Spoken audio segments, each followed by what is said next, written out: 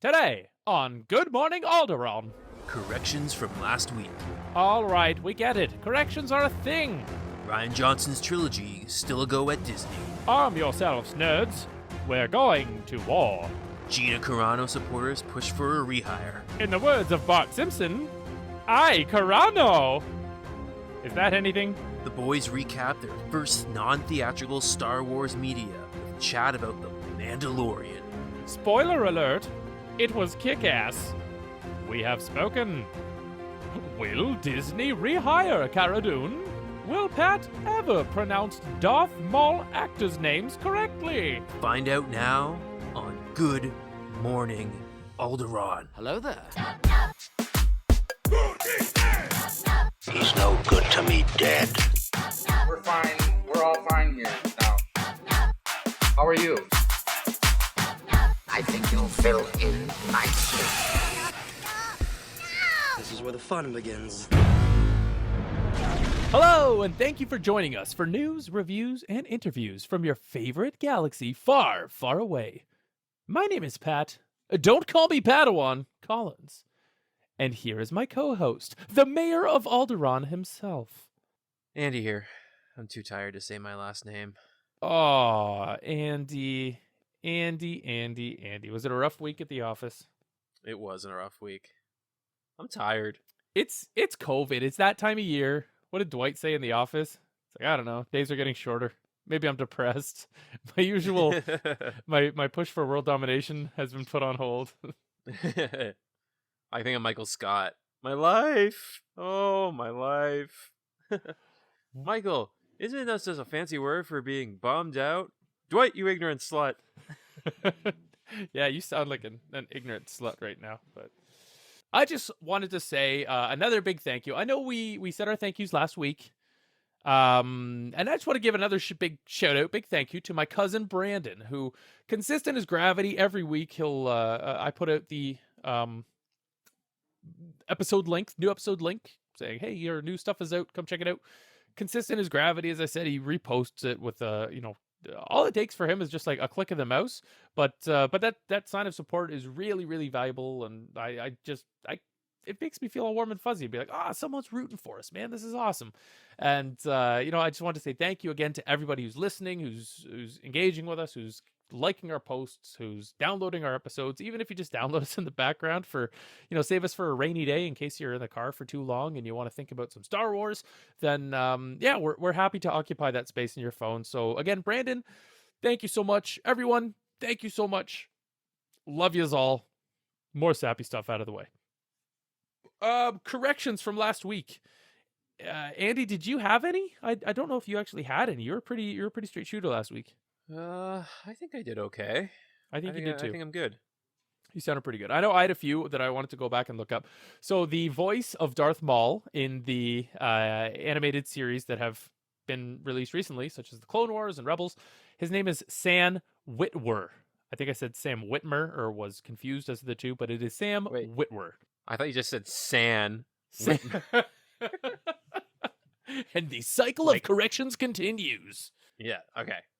Sam Witmer. Sam. I believe Samuel, anyways. Sam Witwer, so, and he did solo. And the original voice that I couldn't remember the name of from Phantom Menace for Darth Maul was, here we go. Peter Serafinowicz.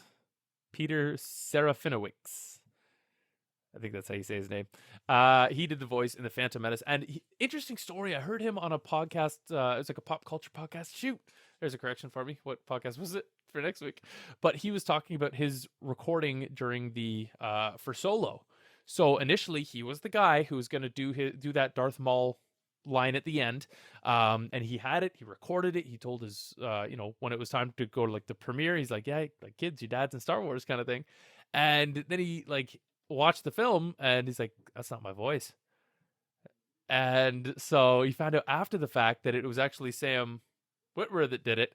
And he's just like, it's good for Sam. It's good. It was explained to me afterwards, and they just said, oh yeah, sorry, we put in Sam's for continuity because he's been the voice of Darth Maul for the last 7 or 8 years, however long he had been. acting as Darth Maul. So they just inserted him for continuity's sake. But he's just like, yeah, good on you. But yeah, it kind of stuck. It kind of stung. So I was like, oh, geez, man, that's harsh. Like building yourself up, telling your friends and kids about it. Like, I'm Star Wars, guys. That's like pretty proud of this accomplishment. Just to be like, whoop, see you later, carpet under your feet. It's gone. And I did a deep pull as well, moving right along for our last correction. So Obi-Wan does remember R2-D2 according to the canon novel 2015, The Princess, the Scoundrel, and the Farm Boy, which is kind of sort of like a slightly different, it's like from a certain point of view of they do have one for each of the original trilogy, but they focus on the point of view of like one of the main characters for the novel. So the first part of the novel of this one is about the princess, so Princess Leia's point of view. Then the second part of the story is the Scoundrel with Han Solo, and of course the Farm Boy being our boy Luke. And this takes place during the Scoundrel section, where so to set the scene, this is where Han has picked up Obi-Wan and Luke, and they are driving them to Alderaan, and Luke is practicing with the little remote and just swinging stuff around in there. Han was about to turn back to lock up the circuit panel when he saw the fossil wave the droid over. Luke had a look of intense concentration on his face as he pivoted around in a circle, lifting his lightsaber this way, that way, clearly lost in his own world. The R2 unit moved to Ben's side, as if it were his faithful pet, an image that was further reinforced by the old man stroking a hand over his domed head. "It's good to fly with you again, my old friend," the old man said, so softly Han wasn't sure he had heard him right. But it wasn't Han's business either way. He knelt down to his pile of tools in their box and went back to work. "Ben," he heard Luke say, "are you all right? What's wrong?" So from there, right before Alderaan is destroyed there, that little point of view moment that we don't see in the film because that's where Alderaan just gets destroyed and then cuts to Ben. Right before that's happening, apparently in canon, in the novel, he kind of whispers it to him like, "Hello, my old friend." I did see a YouTube video from Star Wars Theory. I'll give that guy full credit for enlightening me on this. And he kind of went into theory as to why Ben didn't like right away be like, "R2, what's up?" Because he would have like then spilled the beans on, his relationship with Anakin, and maybe he just wanted to control the spin of the story a lot more than what an open conversation with R2-D2, faithful droid of Anakin Skywalker, and Ben Kenobi and Obi-Wan Kenobi. So he likely didn't want to get into that too much to avoid scaring Luke off or kind of getting into too much detail too early in their relationship. So it was still very fragile at that point, as Ben was seen as this weird old man, but Luke kind of dug him. He's kind of like Marty and Doc Brown in Back to the Future, where he's like, "Hey Doc, we don't really explain why we hang out or how we know each other, but we just assume because you got some cool stories and you're a fun guy to hang around," kind of thing. But that's exactly what it's like. We hope, anyways. But yeah, so Obi-Wan does in fact know R2-D2 in canon. Thank you to Alexandra Bracken, the author of that book. I'd love to interview her. I read a little bit of her bio in this and everything, and she's got quite a love for Star Wars. So maybe we'll try and have her on the show at some point. I don't know. But that's all the corrections we have for this week. We got lots cooking. Lots of cooking in the kitchen, baby. Okay, first bit of news. So your boy Ryan Johnson, apparently the trilogy is still in development, but no time is set on the current for this trilogy, as he has some other projects that he's currently working on. And Disney has got so much other Star Wars media right now that I don't think they're really necessarily too gung ho on them. Andy, what are your thoughts on this? Are you okay with Ryan Johnson taking the helm of a Star Wars trilogy and going for it? I don't know. Based on your thoughts of Last Jedi.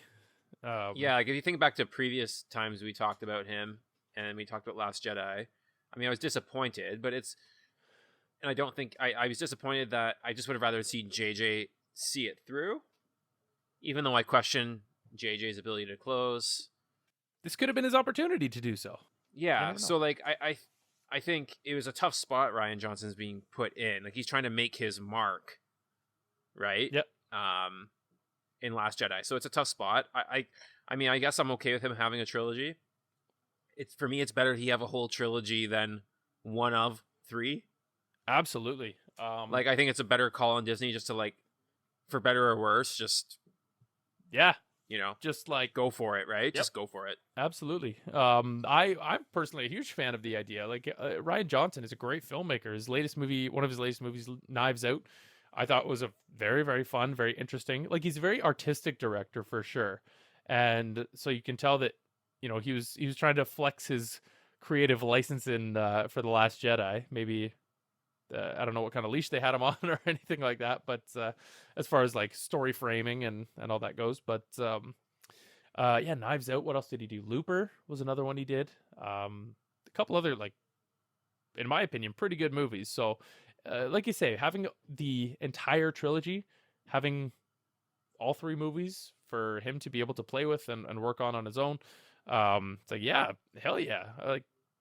Like I think I said in the Squeakles rant, if he had control of one of the one-off movies like Rogue One or Solo, like something like that, I think the reception might have been a lot better than it was, because everyone had such expectations for the Skywalker saga and how that was going to pan out and play out. But maybe this was the plan all along. Maybe they've just long conned us and they're going to do that,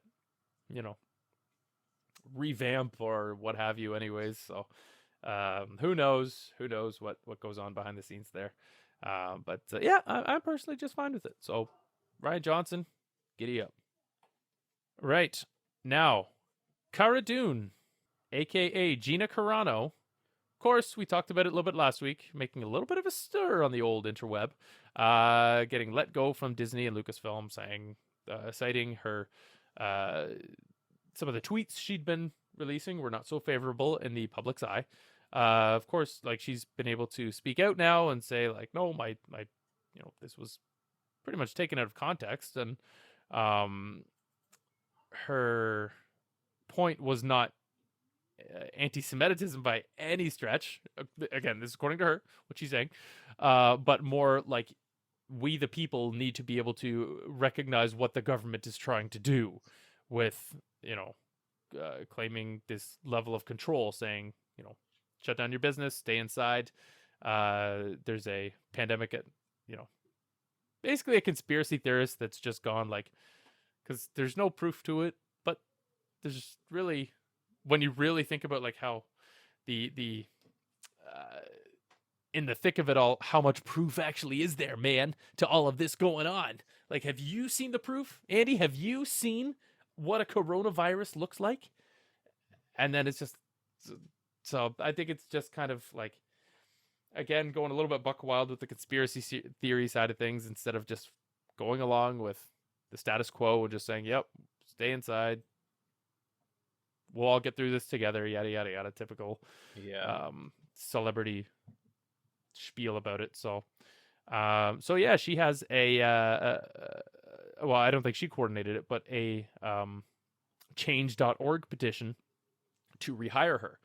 At the time this article was written, it was 35,000 out of the hoped 75,000. So it was 35,000 out of 75,000 that they needed. I just checked a few minutes before recording, and it was at like 68,000 now.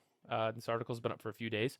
So, yeah, whether or not it hits that 75, whether or not anyone actually, whether that does anything, it just kind of shows that there's 75,000 people willing to click and say, yes, I want this. So it's in the movie god's hands now as to whether or not she will continue as Cara Dune, or if she will indeed be recast, as some are speculating. I mean, it's just all kind of ridiculous, right? Like, are people petitioning because they actually think she was misunderstood and, like, hard done by? Or are they just petitioning because they just want to see the character in the show still? And, like, if you're petitioning because you want to see Cara Dune in Mandalorian, I feel like it's kind of ridiculous. Yeah. Yeah, it's Like she wasn't that like yes, she played a role and was there, and she was one of the people fighting with Mando. yeah. And I get it. But like she didn't save Baby Yoda. She didn't save Grogu. She's not like this epic hero. If anything, Where's her she lightsaber? was if anything, she was kind of like out to lunch. Oh, one X-Wing, we're saved. Like, yeah, bitch, you are saved. It's fucking Luke Skywalker. Like, get the do you not know that one singular X-Wing in the galaxy after the fall of the Empire would mean it's Luke Skywalker? Like, get your fucking head in the media. Get off your Twitter phone. Start paying attention to this universe that you are now weaved so deeply in, Kara, and pay attention. I don't know. I have no sympathy. Like, we're living in a time too. Like, there's humor and there's like, you know, dirty, vulgar humor, which I still think is funny and can be appropriate. Sure. Like, yeah. in the sense that like you can get away with it and all of that. But then there are just some things like, why even go there? Yeah. Like, what's what's your doing? motive for even saying it? Like, why even go there? In the time that we live in, with so many like movements and fights for equality that are long overdue, like I totally understand why all this stuff is happening, and I support it. Just keep your thoughts to yourself. Like, everyone has a right to actually think what they think, right? Yep. Even if it's completely not supported and wrong, everyone still has a right to believe what they want to believe. Just there are just some things you just can't say, like freedom of speech. Like, well, you just got to be so careful what you say. You do, and it's just not worth it. And so I think she got what she deserved, quite honestly. Yeah, and well, you know what? I'll play the devil's advocate here. Not necessarily that I agree with any of what she has said or posted or tweeted, but I think I said it in a previous podcast how in order to be heard, you have to have a voice. And in order to get that voice, you have to, play a role, whether that's literal or the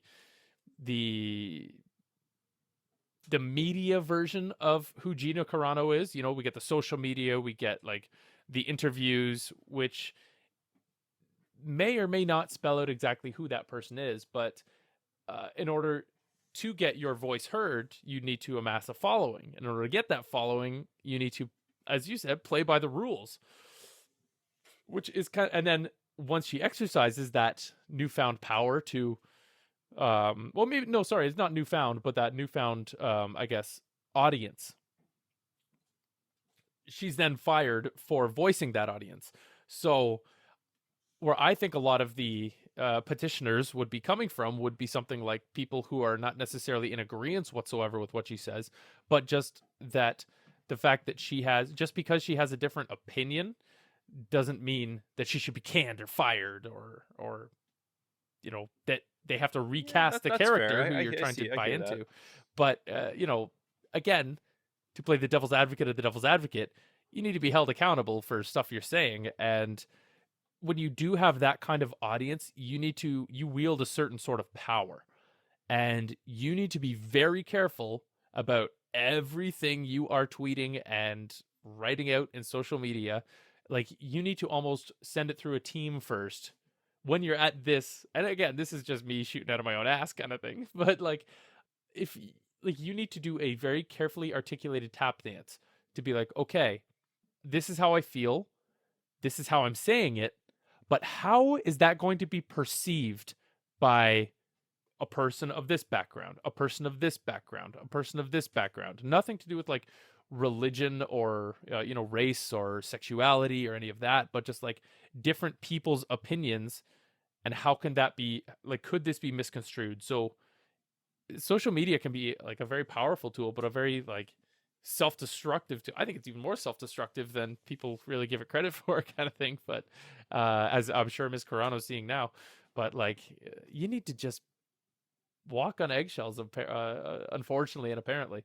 But it's as you say, she kind of stepped out of her lane a little bit perhaps and used a metaphor that, from what recent interviews have said, that she has said, It's taken out of context. There was like nothing anti-Semitic about it. It was more along the lines of questioning government tactics in getting which their information. which may in fact be her motive, or like her rationale of why she said that. That might actually be true.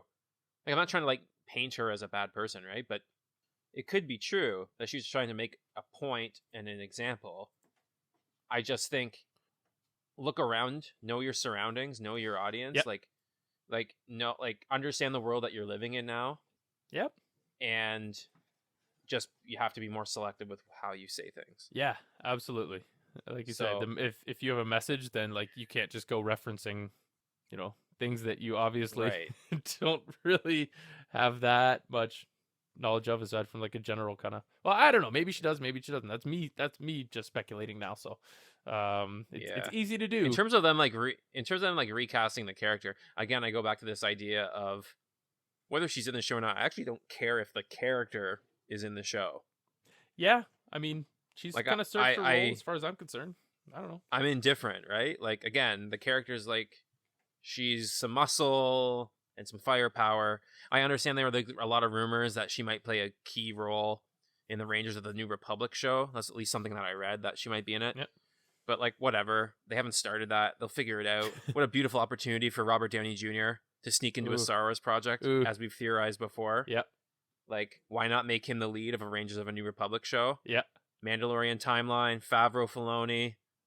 Just bring a little Tony Stark to the world of Star Wars. Oh, if it's an 8 episode season, episode 8 in that, he's going to be coming out. It's like, where's my daughter, Cara Dune? And then, yeah. dong. And then, Right, and then what? See, and that's a way they could like acknowledge the character. Yeah. But yeah, anyway, Anyways, lots to I'm speculate. indifferent. Yep, it's you know what? It's again, it's an indifference. It's If Grogu was tweeting that shit, then I'd be more upset. I'd definitely be fighting for the rehire of Grogu. well, if he wants to become a Jedi, then you got to learn how to wield that power. So, but yeah, I Yeah. think I'd be clicking that change.org icon too. But we'll see. Anyway, speaking of Grogu, let's dive into the Mandalorian.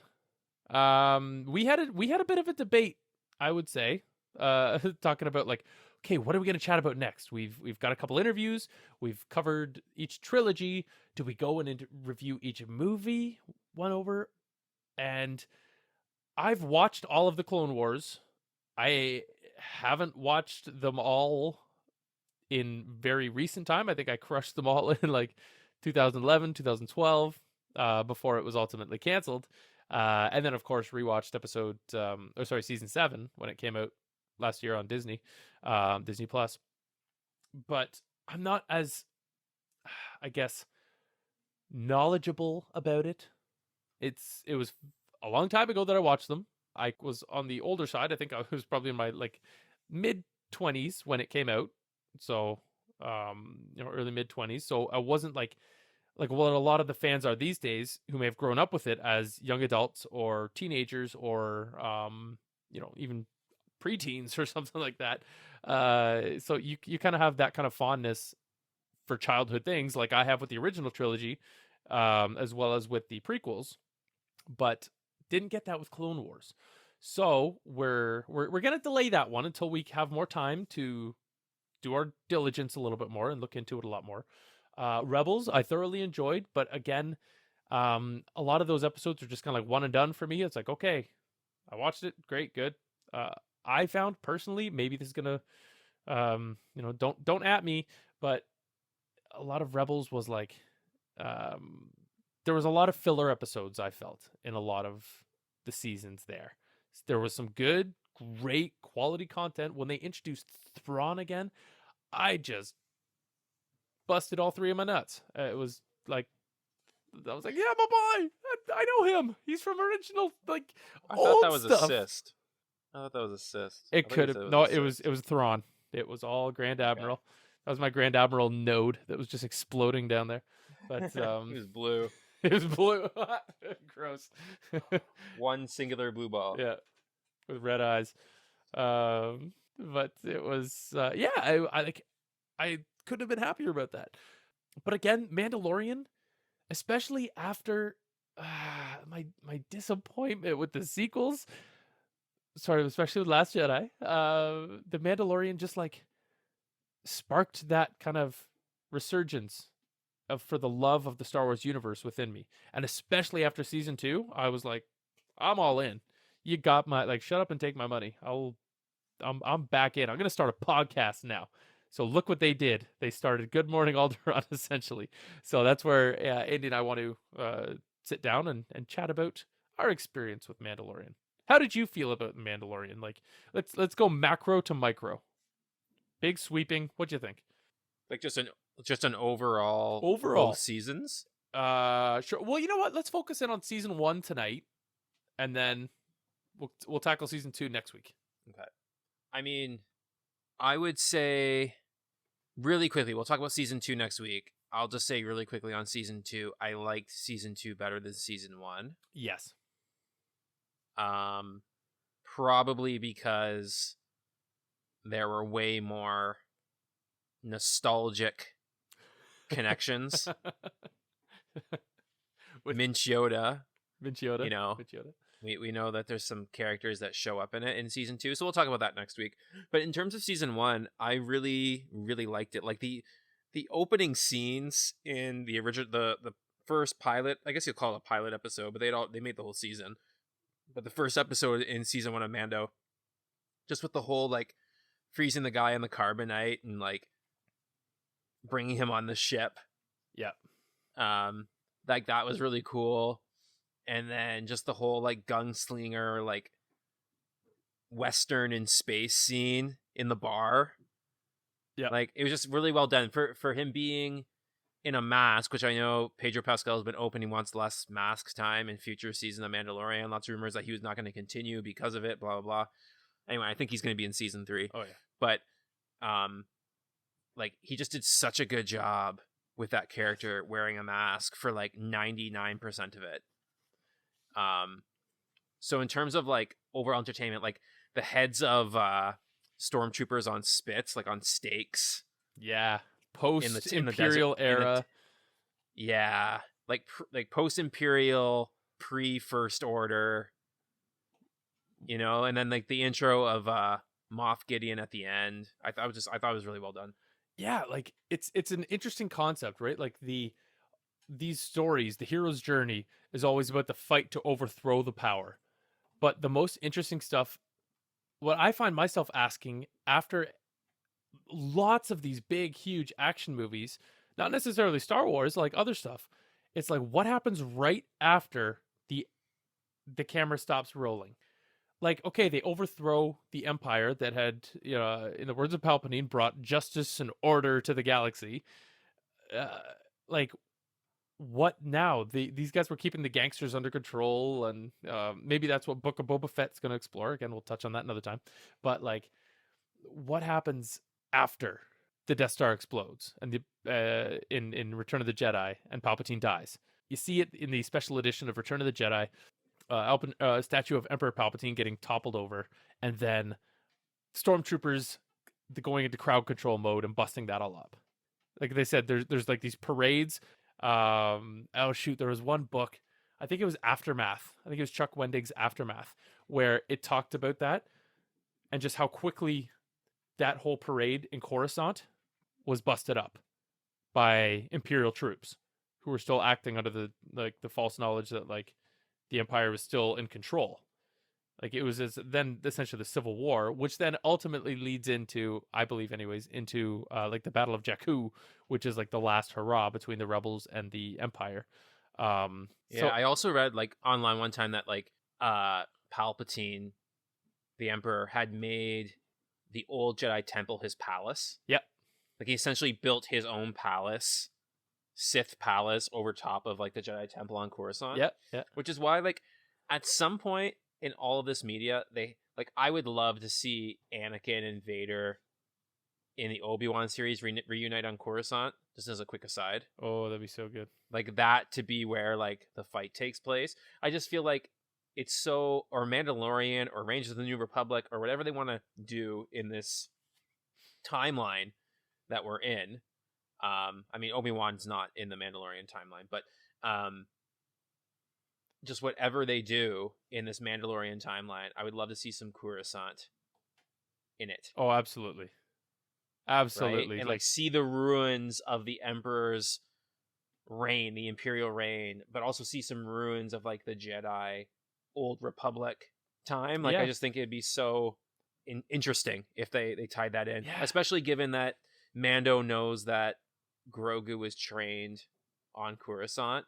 Yeah, if indeed he actually was at the Jedi Temple and all that, which again is just theory at this point. It's just speculation. There's no proof that Grogu was indeed at the temple. It's just theory because based on his age and based on his ability to actually use the Force, and the fact he's wearing adorable little Jedi robes.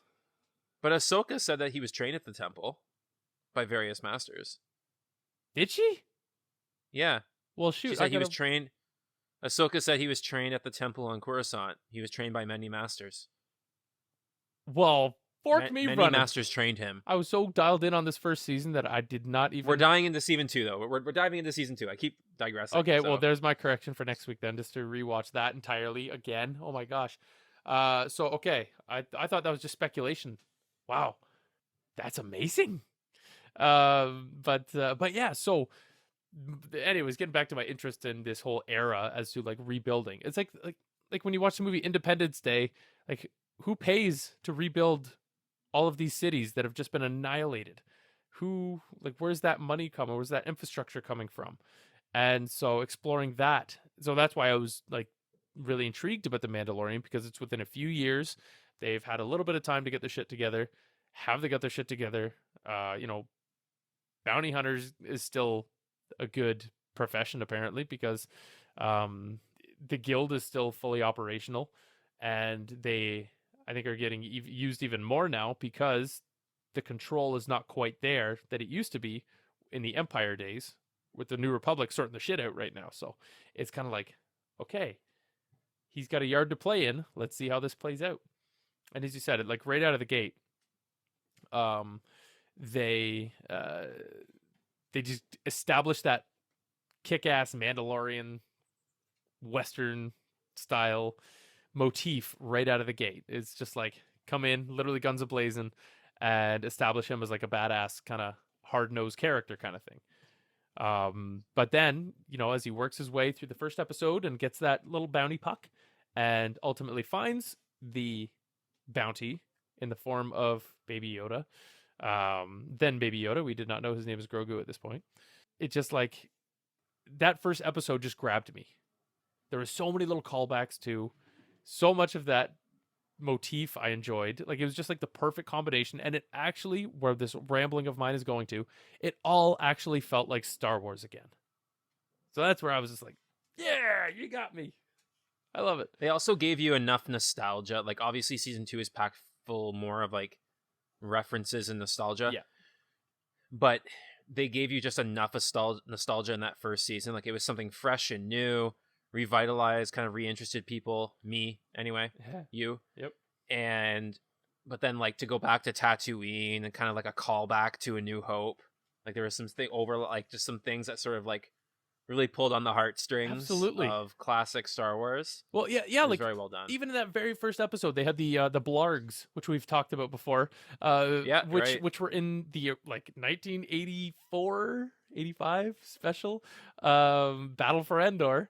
That was like this crappy stop motion kind of weird claymation dinosaur, half dinosaur thing. It's like if a dinosaur was an egg at the same time with these weird big wide open mouths, but that was a callback, and like they even kind of moved similarly to how they did in the choppy stop motion kind of filming. So like I was just like, I know those things, I remember those, it's all there. Even Mandalorian's gun, thank you Bruce Valanche, that was from what Boba Fett had in the Star Wars Holiday Special. That two-prong gun, you go back and you watch that 1978 special. That's what he used to control the Mesosaur or whatever it is. Yeah. Boba Fett had that gun, and that was his original gun. They, I think, made it smaller in the movie to just help like move around the scene better. I think I actually read something about that, but Yeah, it's just like those little callbacks were everywhere with this. Like that little Anchua Blinky, that thing that comes out of the wall, that was in Jabba's palace in Return of the Jedi, and then it was in the Imperial stronghold when Mando was going to go talk about his first bounty kind of thing there. So it was chocked full of shit that I was very, very happy to see. Yeah, I mean, it was awesome. But yeah, then we got into episode 2, and it had like an Indiana Jones homage, in like the chase with the sandcrawler, him holding onto the side and getting rubbed up against sand walls. That was like Raiders of the Lost Ark. Or sorry, no, that was Temple of Doom. No, the third one, Last Crusade. I just dropping Indiana Jones names now to try and sound cool, but the Last Crusade, where he's riding on a tank and like getting shoved up against a wall, like that was hugely. That influence was very apparent to me in the sandcrawler scene with all the little Jawas. The egg thing was a little weird, but I guess it was just kind of like a device to move the show forward a little bit. Like, okay, he got his ship dismantled. What do the Jawas want to get back? They like droids, obviously, but like, what else would motivate them? So there's like, I don't know, make them a big furry Cadbury cream egg and give it to a cool rhino that looks like a mammal, but I guess lays eggs. But it's Star Wars, so I don't know. It was weird in a way. Mm-hmm. It all is. Another thing that really jazzed me, speaking of callbacks, episode 3, the Camtono with all of the Beskar stuff. That was a huge callback to this like deep nerd shit where this one character in Empire Strikes Back in Cloud City runs past Lando and he's holding one of these Camtonos. And what the actual prop was an ice cream maker. And it's just one of those weird things in set where they're just like, okay, spray paint something and hang it on a wall. Like in Anakin's workshop or his room in episode 1, you can see like one of those scoop ball things that you play with at the beach, or you play with in like, it's one of like a shitty gym class toy. It's like hanging on his wall to look like a tool, but it's very, very noticeable and apparent that it's there. So anyways, this guy's holding this ice cream maker and he's just in it for like half a second, but it's just like a goofy thing where he's running with this ice cream maker. So at Star Wars conferences nowadays, I think it's Celebration. There's what's called the running of the hoods, or the running of the Wilro hoods. And everyone, like a lot of people, dress up as this guy in the orange flight suit, holding this ice cream maker, and they go through like a run through the convention, and they're just like all yelling, and it's just like a celebrated running of the railroad hoods. So it's just like a cute little kind of homage to that as well. This showing like how much deep nerd shit these guys were going through when writing this whole series. Like, they're not only stitching together a great news story in a very palatable and very exciting way in the motif of the spaghetti western, but they're throwing in all of this like deep nerd shit that's engaging for everybody. Like, you don't need to necessarily know that that's what it is. It still furthers the plot that it is a device that holds money or Beskar.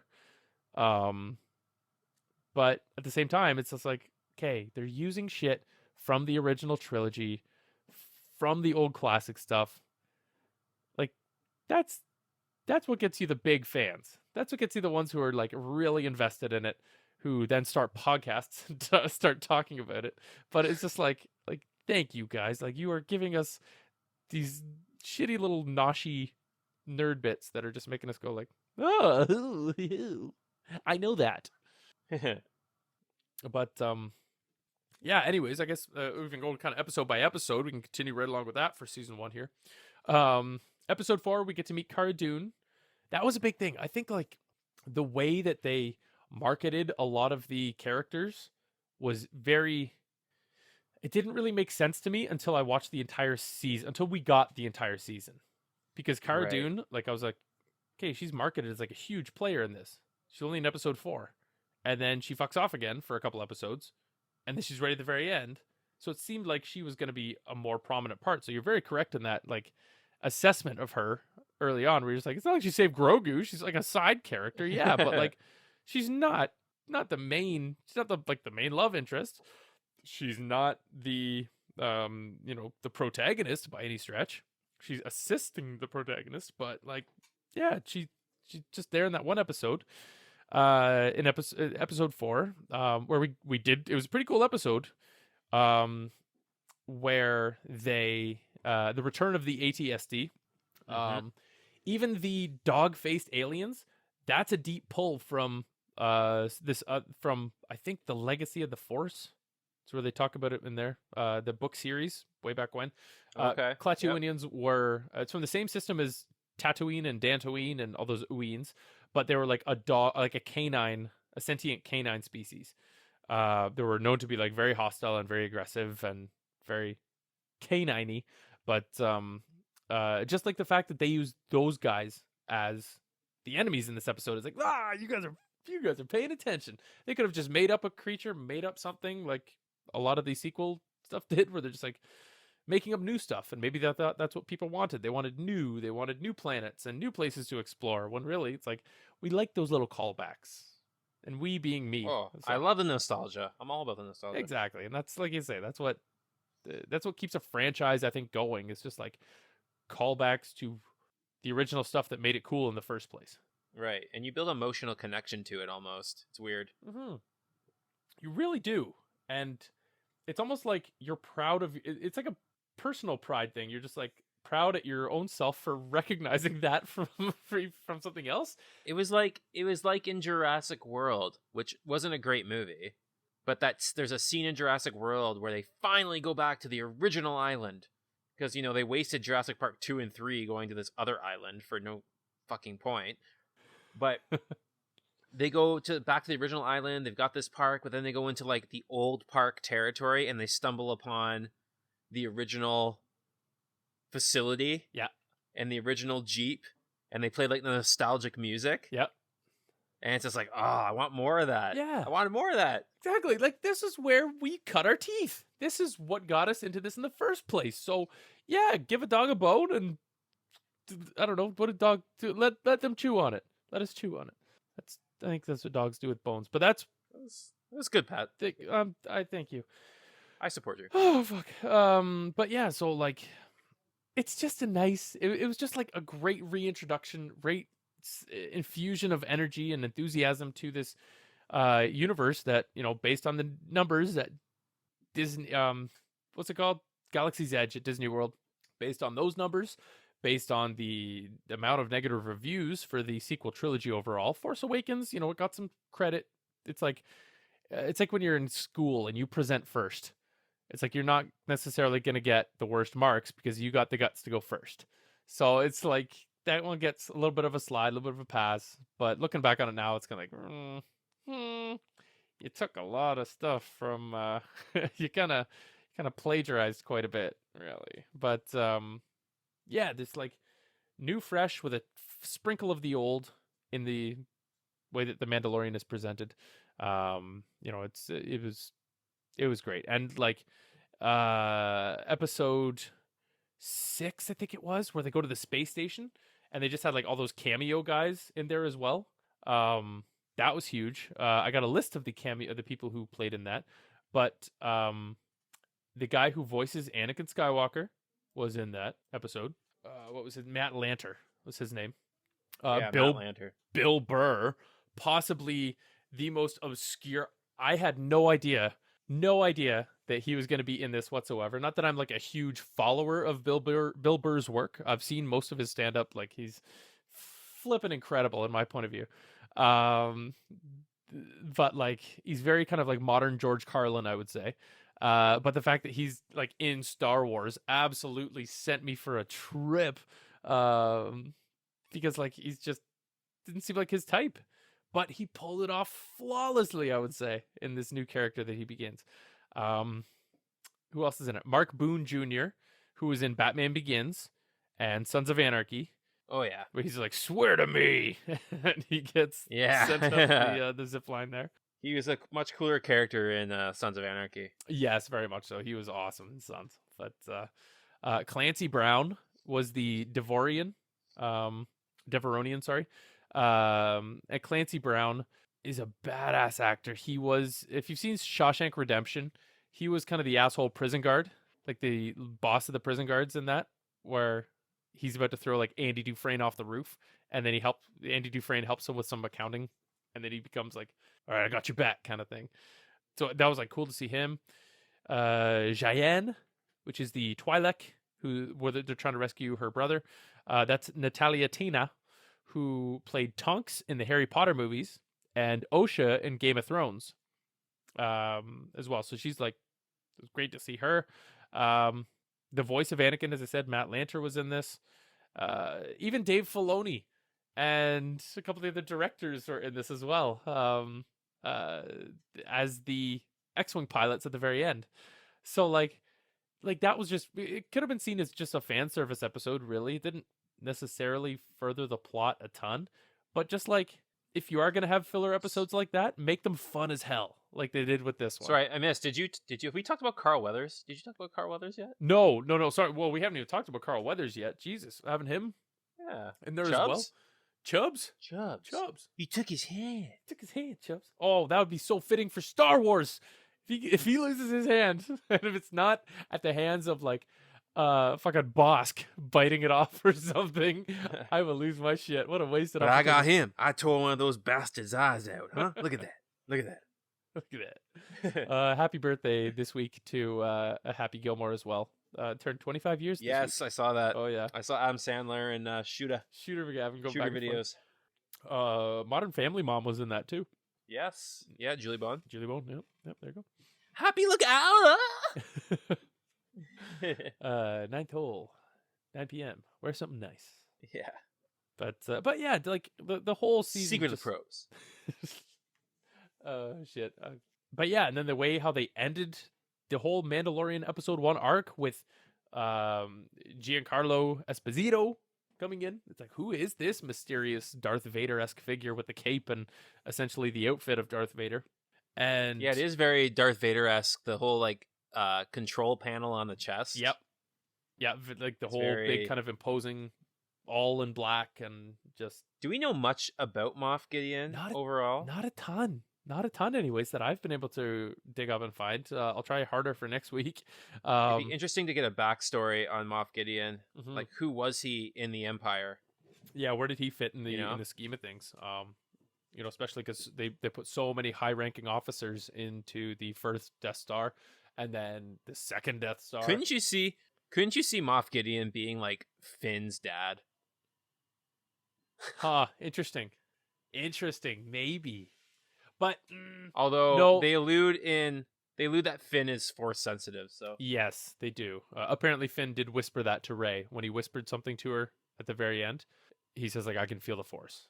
That's been released and I think is officially canon somehow. But I do remember hearing that.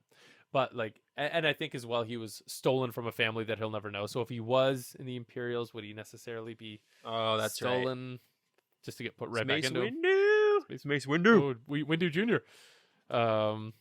Wouldn't that be a trip? Holy shit.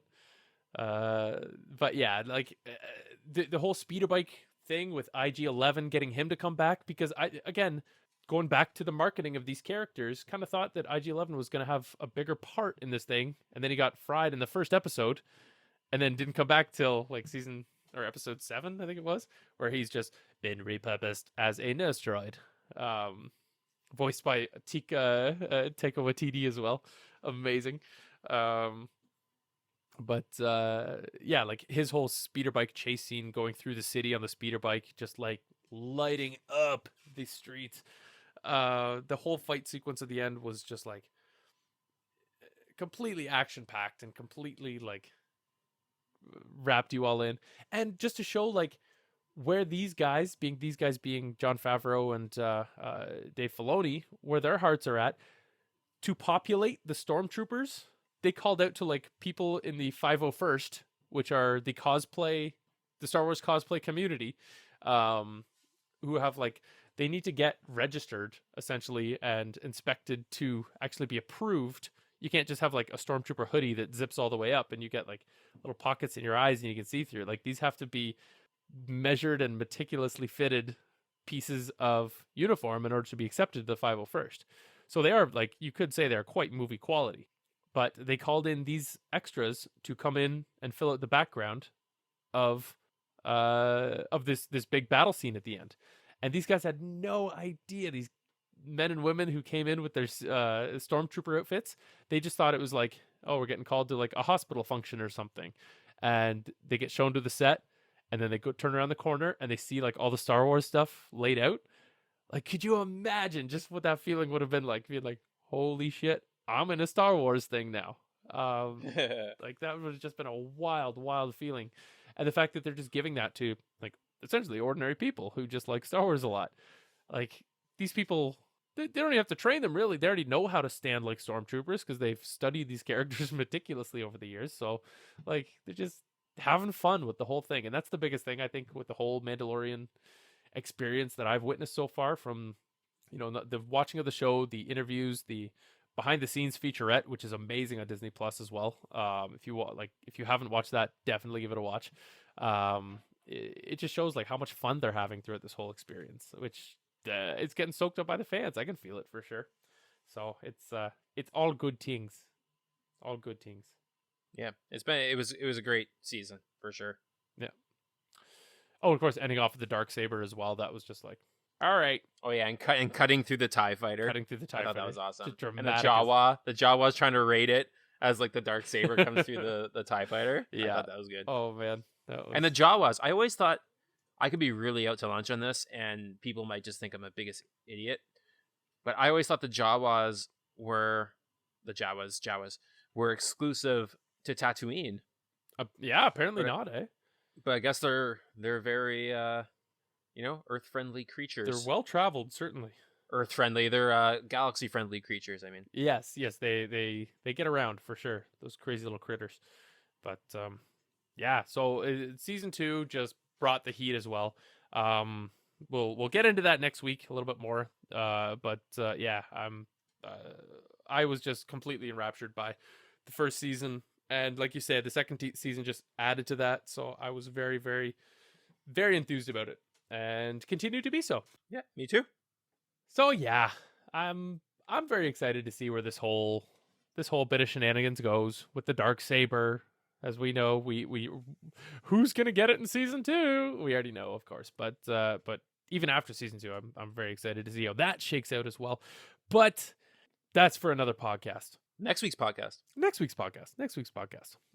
Yeah, we hope you're all hanging in there too. I know Andy and I were just talking offline a moment ago, just saying like, or sorry, not a moment ago, but before we were recording, that we, it's a kind of a downtime of year.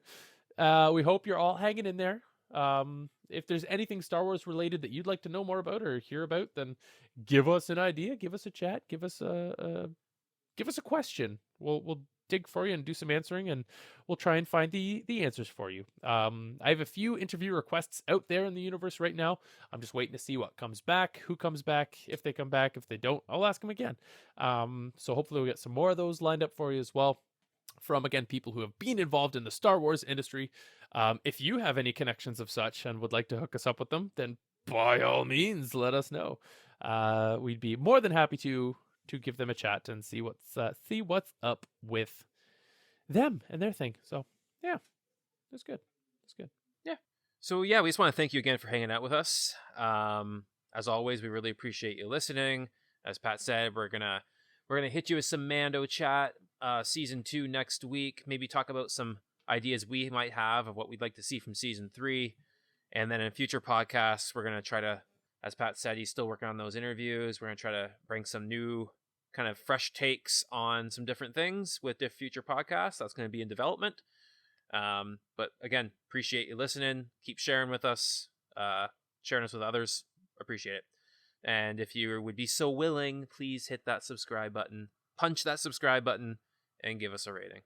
You can find us on Instagram at Good Morning Alderaan. And if you have any questions, or again, as I mentioned before, send those to any of our DMs. or to an email account that we have created, gmalderaan, all one word, at gmail.com. On behalf of my co-host, I just want to say thanks for listening, and hey, always be a Jedi in the streets And a Sith in the sheets. Good night, everybody. Bye-bye.